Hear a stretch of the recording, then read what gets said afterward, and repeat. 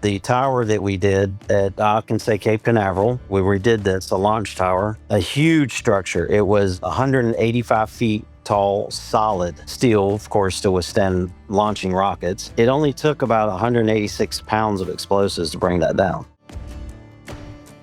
Welcome to the Canary Report, the podcast where risk leaders, safety professionals, and operational executives come for real-world stories and smarter strategies to keep people safe. I'm your host, Michael Zell. In each episode, I sit down with exceptional leaders who are transforming how risk and safety are managed. Whether you're a leader of a nationwide EH&S program in a high-risk industry, or you champion workplace safety across 200 retail locations, this podcast is for you. Let's get into it. Welcome to the Canary Report, the podcast where risk leaders, safety professionals, and operating executives come for real-world stories and smarter strategies to keep people safe. I am your host, Michael Zell, the founder and CEO of Yellowbird. Today, joining me is Robert Poole. He is a corporate director of safety and risk management at D.H. Griffin Companies. D.H. Griffin is an amazing organization doing some really, really cool stuff. Robert is involved in blowing things up for a living, and he is, and it is a very technical job, but is a very imperative, important job, where you are literally dealing with explosives. You're dealing with implosions of both ground and above ground infrastructure. He is a vertically integrated, he's a powerhouse, and the company's a powerhouse. They are focused on all sorts of very high risk environments, and yet they have a exemplary safety record because of not only him and his team, but the leadership at DH Griffin. And so thank you, Robert, for joining me. Absolutely. I appreciate it. Appreciate the invite. So first and foremost, I would love to, because this is how we always start the podcast, is I like to talk about we're a human business and we deal with human beings, and everything we do, regardless of where and when, is a human story. So if you wouldn't mind giving us a little bit of your just personal journey, where you grew up, where you went to school, how you ended up here. I'd just love to hear about you and anything personally that you'd like to share on your family. That would be wonderful as well. Born and raised in North Carolina, tobacco town, Wilson, North Carolina, and you can probably tell from my accent, it's Southern. So if you can't understand something, just ask me. I'll try to translate it to more understandable language. Especially when I speak fast, my wife really gets on me because she can't understand me. She's Mongolian, so it's hard for her to sometimes to capture what I'm saying. I went to school at East Carolina University in Greenville, North Carolina. I received my undergraduate and graduate degrees there. I've just about finished my PhD with Walden University, so I'm a bit of a information hog. I love to study, love to learn. Past history, I guess, was I've been all over the insurance risk management world, risk control. The majority of my career, I've had the great advantage of being with some very good companies that taught me quite a bit about not only risk management, but insurance, safety. I've had the opportunity to go to numerous schools to learn the disciplines very well. So I've been cross-disciplined actually in safety and risk management, which has helped me throughout my career, not just pure safety, but the risk management side of it as well. That's really paid off in my career course and my path immensely. And I'd encourage other safety people. I know insurance is insurance. It's boring, but there's a lot that ties in a lot to the world. I don't think most of the things that we consider to be boring are actually boring if you understand why they exist and how they work. It's like everything else, when you're in school, and I wish I was a better student. It sounds like you're a great student, which is fantastic. I started in my career very early, very young. I was fortunate to be relatively successful before I could drink. But I never really did a heck of a lot from a schooling perspective, but mostly because I wasn't a great student. Dyslexia actually does play into that on my side. I found out many, many years later. But the reason I bring this up is when you are taking a class and you don't understand the relevance, and you don't understand the impact and how it applies. That's why I think that most leaders that are highly educated know how to apply their knowledge. And so on the insurance side, Are you guys self-insured, or do you work through an insurance organization, some kind of a larger organization? How do you guys run your own insurance process? DH Griffin is through a captive. We are through a construction captive, the largest construction captive in the United States. So in essence, we are self-insured for all lines, for workers' compensation, general liability, everything. So we are taking the first dollar hit to a deductible amount, which is very high.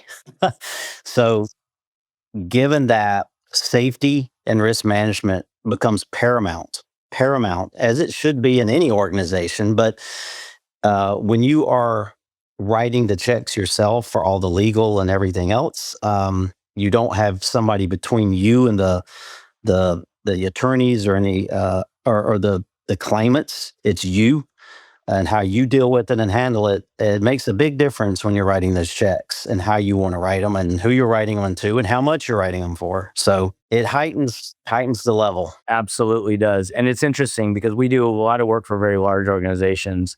It's often that you'll find that organizations like yourself that are running through captives and are self-insured to a degree, to at least to the threshold of their deductible, have more level of understanding of the value of loss control, safety, process, procedures, because it is your money. And as much as I hate to say it, being an entrepreneur as I am, and being around other entrepreneurs, when you're shoestringed and when you're bootstrapped, you're a lot more cognitive of where you're spending your dollars and why, and what the ROI is going to be. And it's kind of like your kids when, you're growing up, and the children, and they're growing up and they're going out to lunch with their friends on your credit card.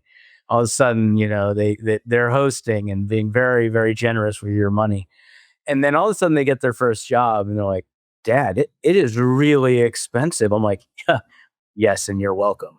And so it's the same discussion that we're having here.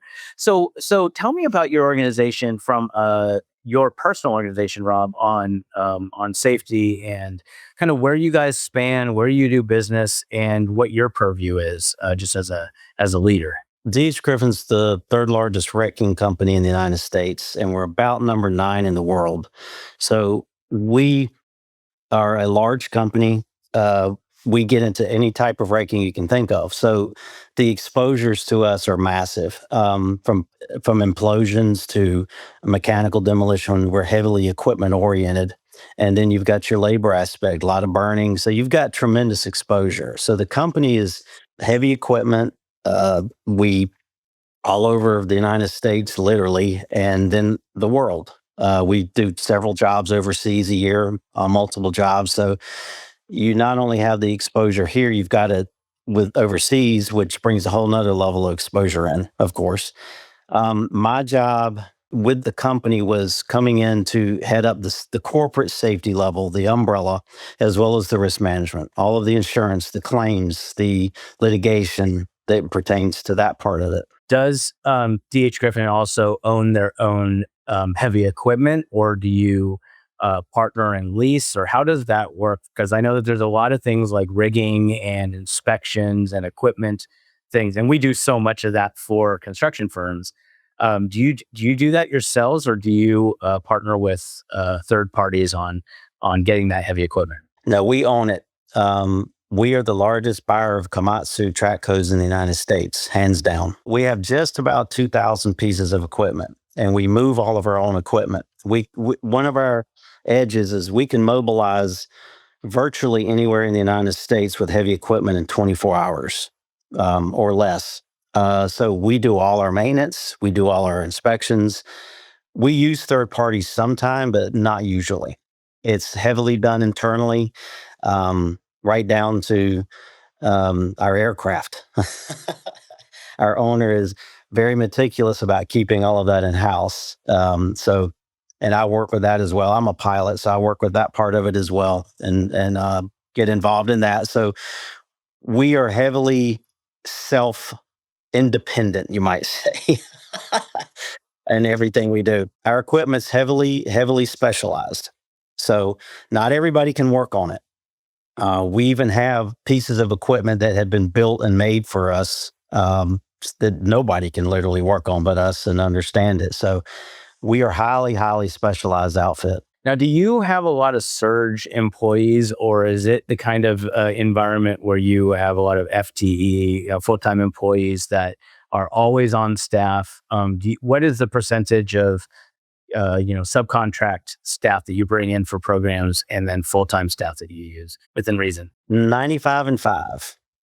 95% is ours, 5% is what we will more or less on an annual basis that we will bring in, temp labor or specialist. Okay. That's roughly about what it is. We know it pretty well because that's about where we fall all the time. We're very sensitive about that. Of course. And that's actually, you're going to increase your quality. You'd mentioned, and I won't give any information because it's not appropriate, but you'd mentioned that you were able to bid on a deal that was a 12-day demolition that everybody else that you were bidding against was 4 to 6 weeks to be able to make through this program. And it's because of your capabilities there. It's because of your you have full-time employees and you have these folks. Now, do you mobilize from across the country? Like when you win a bid like that, they say, we need this done and we need this done now. Do you mobilize people from around the country, or do you have enough regionalized folks to do that kind of work? We'll do both. Our key personnel will typically come out of our corporate area, and then we've got enough people in the locations in our division offices to staff up. If it's specialized, we pull them from around the country because we have operators that are specialized in certain work. We'll pull them in. So it depends. It depends on the job and the talent that we need, and we pull from that resource within the company to bring it to bear on the jobs. It's funny. I'm seeing some similarities, and I'm going to change the subject for a moment. Go back to your personal world a little bit, just to make sure we jump in and out of both business and personal. You said that you're a pilot. My former business partner, his family is an aeronautical family. They own a bunch of planes and a small regional airport and things like that. And he flew a TPM at 950. It was a beautiful plane. What kind of pilot are you? And the reason I ask is I found a through line, but I'll get there in a moment. What kind of planes do you fly? I'm a helicopter pilot by trade for about 35, 40 years, actually. That started in the military, went through Blackwater, which I forgot to mention. I was a vice president of Blackwater and risk management. So I've been flying helicopters a long time. I've never been afraid in any kind of a vehicle of any sort.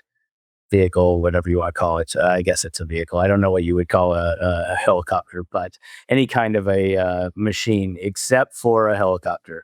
They're the only things that have scared the crap out of me because I'd never been in one, and I did a tour in Kauai of the Jurassic Park filming waterfalls, and it was the most beautiful thing in the world.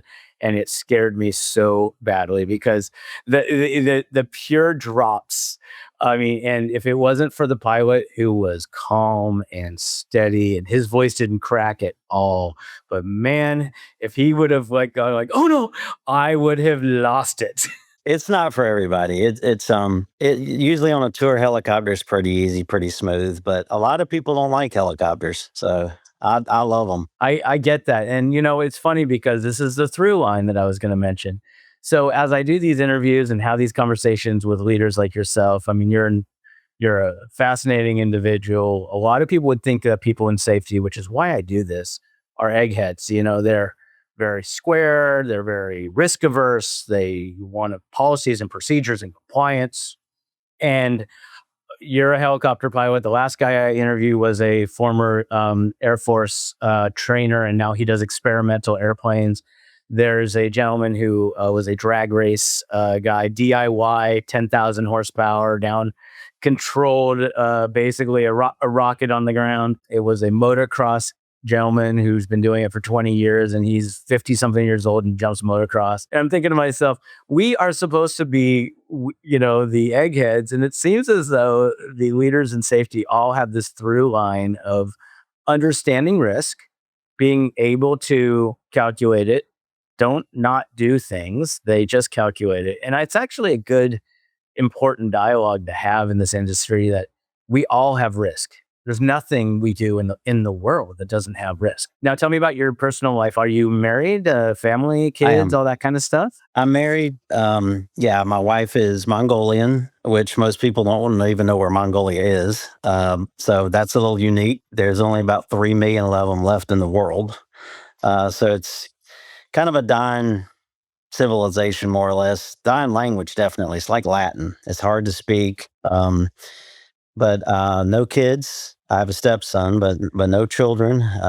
Unfortunately, something I would have liked to have done, but when I was never able to. But yeah, just hobbies would, I guess, golf. When I can fly, I love to fly when I can get the opportunity to, and the chance, I'll do it. I'll fly our turboprop. We have a King Air, and I'll do co-pilot on that sometime if I'm flying somewhere so I'm not bored when I'm flying. But no, I like to do that. But other than that, I just work all the time. That's the problem. My wife gets on me about that. I work too much. So what, like a lot of people in our profession do, at the level I'm at, you end up working quite a bit. So I love to travel. My wife and I travel quite a bit when we have the opportunity for vacation. So all over the world, and I've done that. When I was working various jobs, I've worked and traveled all over the world. So lived in about 8 countries. Yeah. But probably traveled in, I don't know, 90. And you're an adventurer, man. I love that. So, and Mongolia. So, where is Mongolia? Is near? Isn't it near Greece? Am I correct in that? Yeah, it's squashed between Russia and China. It's a country right between Russia and China. It's landlocked country. It's about twice the size of Texas. Not quite half the size of the U.S. It's the least populated country in the world. It is one place left in the world that you can literally go off grid. And when I say that, you say, nah, you can get a sat phone and go, you can catch it. No, you can't. Just took a vacation there.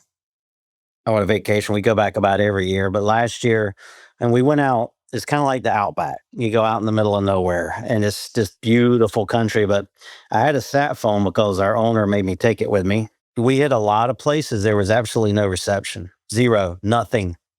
So when you're off grid, you're off grid. Something happens, you're done.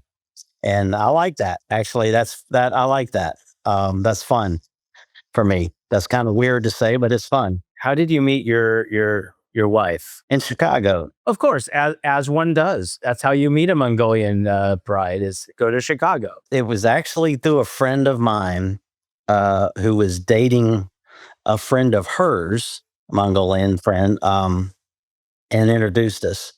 And that's how we ended up meeting in a coffee shop in Chicago. She was working there. She's a geriatric nurse, and she's been in the States about 21 years. And she was getting ready to go back home, and we met. So there's very few of them here. There's probably less than 1,000 in the country, in the United States, and they live in only certain places. It's really weird. They live in Northern Virginia, Chicago, and Colorado, and Northern California. That's it. That's about the only places they live in the country, and they all know each other. Of course they do. It's funny. A couple of anecdotal stories. One, as we talked about, I'm a golfer as well. I was born with one hand, and I'm a very proud disability advocate. I think people's adversity creates opportunity, and I'm a big believer in that. And so you and I have talked about golf and how much I enjoy it. But the funny thing is that whenever I golf with somebody, they will say, "Hey, I met this guy, and he has a hand like yours. Do you know him?" And I'm like, "We don't have clubs, man. We don't get together and commiserate." But in your wife's case, with 1,000 people, they probably do have connective tissue. Like, they do actually know each other.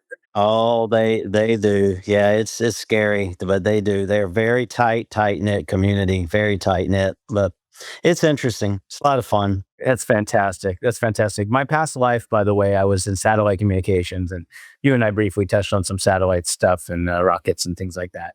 And when I was in SATCOM, one of the things that I was very involved in is launching of satellites themselves. But specifically, we would buy frequency. And knowing where Mongolia is now and where you've just described it, I understand why why you can get out of range, because there's a look angle. You didn't at the time that you were there. Now Elon has changed a lot of this with low orbiting, but they're all along the equator, and so there's a look angle. There is an angle that you have to be able to see and get a larger antenna as you get further north, away or south, away from the equator, and so that is why you would have struggle, because they're not very powerful, and so that's a little known fact. I was not surprised when you told me that. You're one of the few people who would probably ever know that. Yeah, yeah. I know a lot of useless information. Trust me. So do I. I'm one of those. So. How do you guys run things internally as far as you said you have about 60 people on your team, roughly around the country and around the world. How are you doing like your OSHA 30s and your renewals on heavy equipment and rigging and all this stuff? You have a dedicated training team that just spends all of their time doing that? I have a corporate training manager, and we have programs that we have set up that they can take via Teams. We do a lot of training this way. We do a lot of in-person training. We do a lot of micro training, 2 to 3 minutes, 3 to 5 minutes, that we can get out into the field and do it very efficiently, and it keeps attention.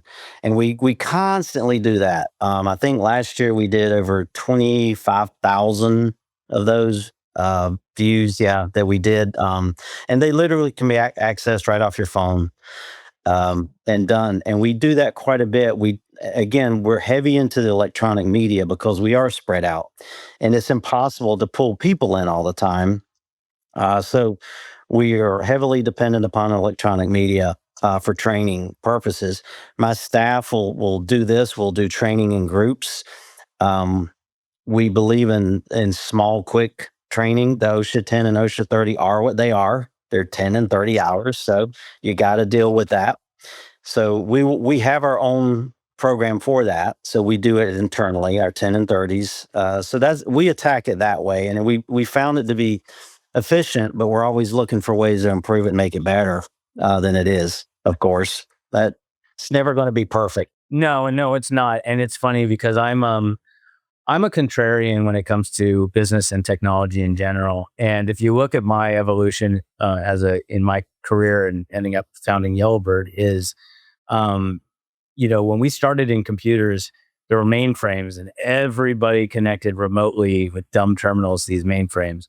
And then you went to personal computers and everything got disassociated, and they went the power went to the edge. And then you got the internet, and then you start having these data centers and servers, and everything's becoming dumber on the edge and going back to the center. And what I've really enjoyed is in the training environment, we all in safety leaned into, and I am very proud of this. I've been doing this a long time. I'm very proud of the online training and the advancements that have been made there. But most of the time, folks will make the statement that they do it because it is economically and coordinatively impossible to do otherwise, and that they feel that in person will be a better experience if they could.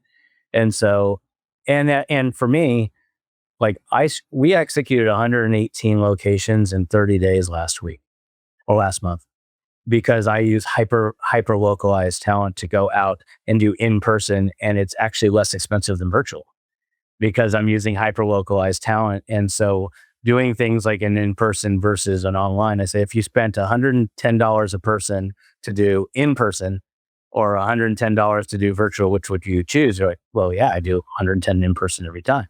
And so that was one of the thesis of Yellowbirds. Like if you did that, you'd actually be able to pull back into the humans. Again, I'm a human guy. Like I always prefer face to face, because you can't really tell that somebody's learning. Otherwise, you do your best. And I'm not being disparaging at all. We do as much in person as we can. I'm the same way. If we can get the people interaction, we do it. It's tough, and you make the best of it that you can. I know you are, and I'm preaching to the choir here. But then again, you and I are having a conversation for other people to listen to. Can you educate our community, and me specifically, because I don't have a clue when it comes to explosives and state, local, federal?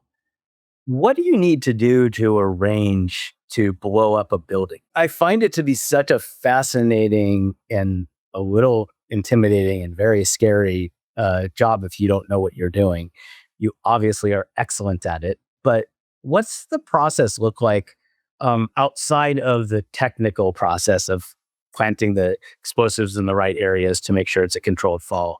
Besides what else? The company's over 60 years old, and they used to do their own.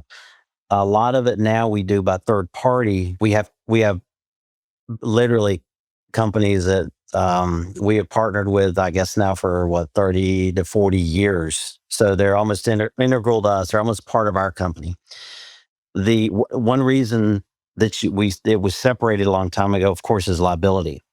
And but what the whole process involves engineering.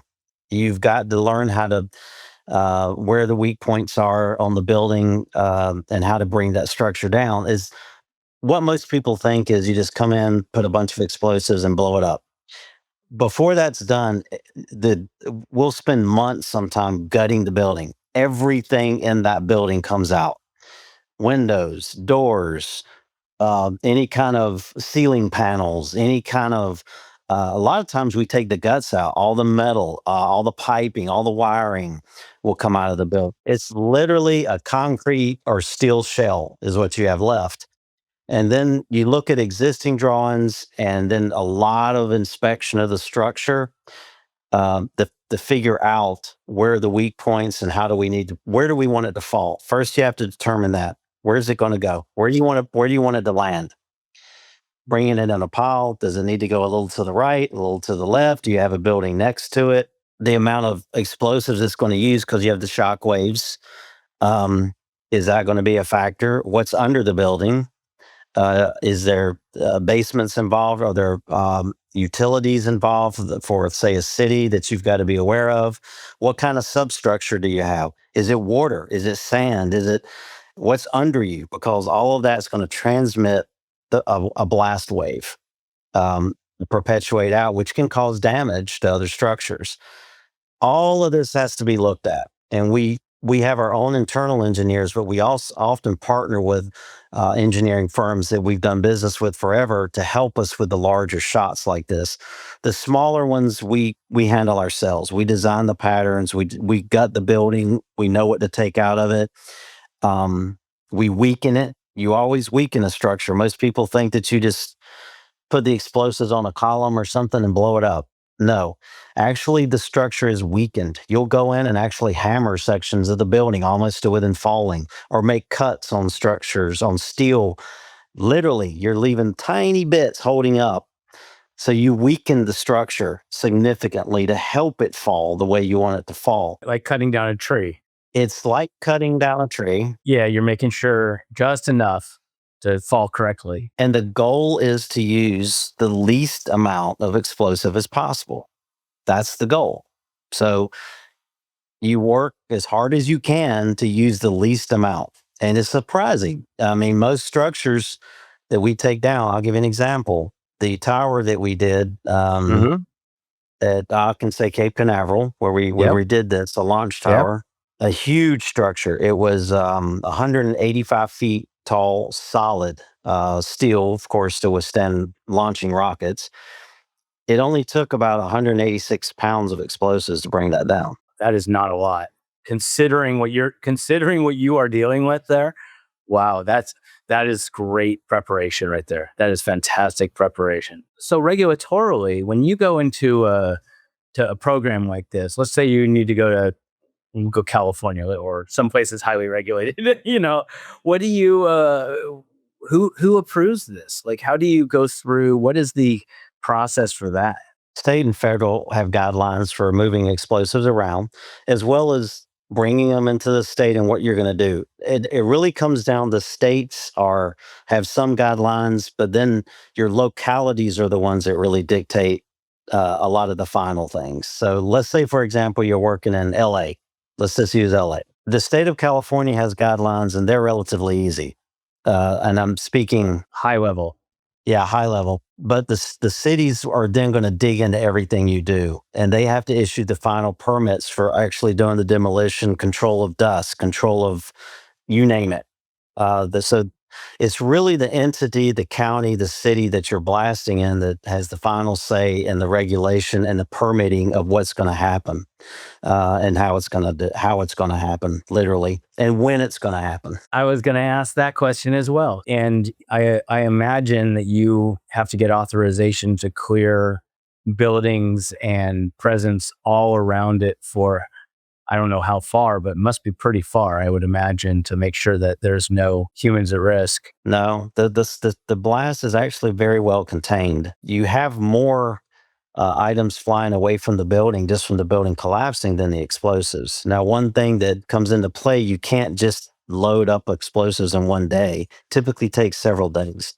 So you have to have guards. You have to have the site has to be fenced and guarded 24 hours 7. Once you bring explosives on site, it is guarded, because you can imagine what can happen if it's not. So it is very tightly controlled. All of that has to be coordinated with local authorities, police, et cetera, fire. It's a big control deal when you bring them in. That's fantastic.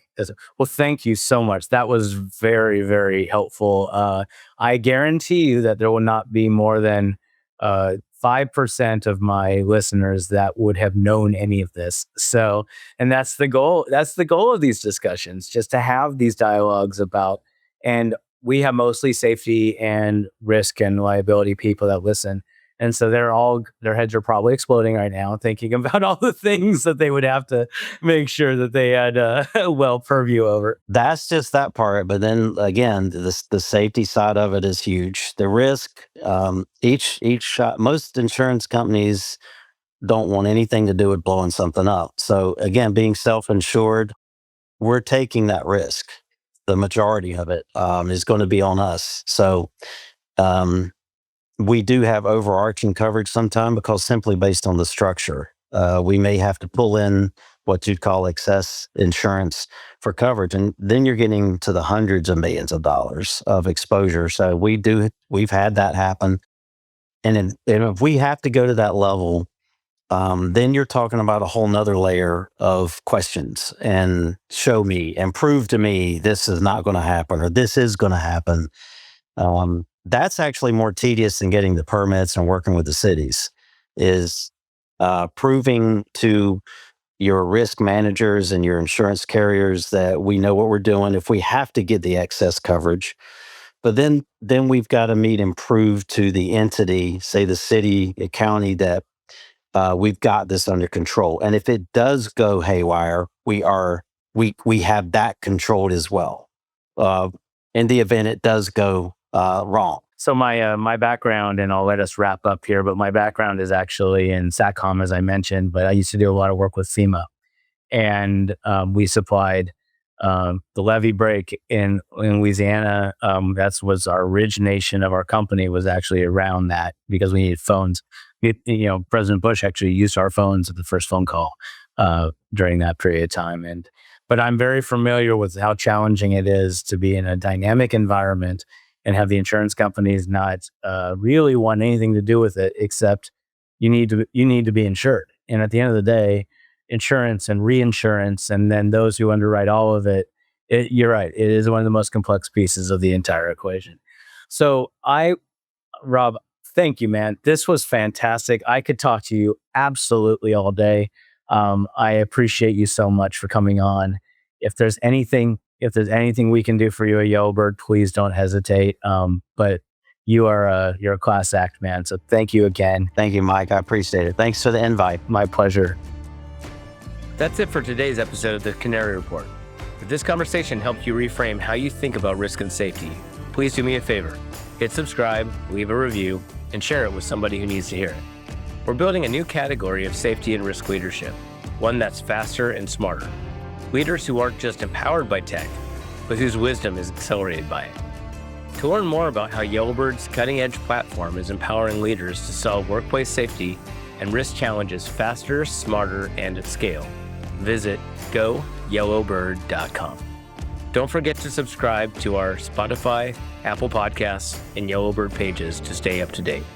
Until next time, lead with clarity, know first, and act fast.